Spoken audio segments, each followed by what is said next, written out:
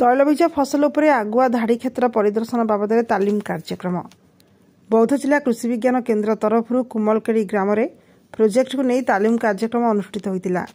वैज्ञानिक पद्धति केमिति तैलबीज चाषर मूल्य निर्धारण और चाषी मैंने किपरि भाव में बजार में बिक्री करेंगे और कौन पर चाष करेंगे से उपरे वरिष्ठ वैज्ञानिक तपन कुमार दास और डॉक्टर मयूरी सिंह सरदार जोगदे तेलबीजर चाष उपर आलोचना करते।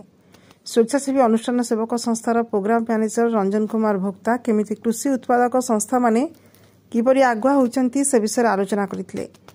यह अवसर में महिला स्वयं सहायक गोष्ठी मानू तालीम दि जाइतिला। से केमिति विभिन्न प्रकार चाष कर लाभवान हेबे से दिगरे आलोचना करते। कार्यक्रम में नीलकंठेश्वर कृषक उत्पादक संस्था कुमलकेड़ी पक्षर सहयोग करते। कार्यक्रम में शताधिक चाषी अंशग्रहण करते। तो कार्यक्रम को नीलकंठेश्वर एफपीओ सीओ सब्यस चिकन गांधाड़ी एफपीओ संपादक आसमान महाकुड़ परिचालना करते।